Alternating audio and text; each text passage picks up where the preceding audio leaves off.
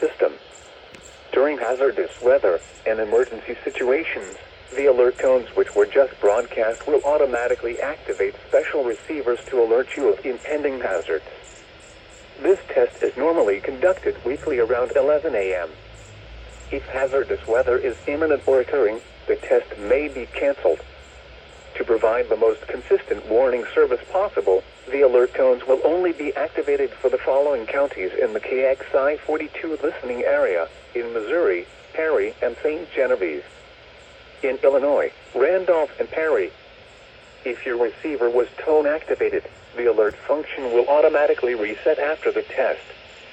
This concludes our test for this week, and we will now resume normal programming. Thank you.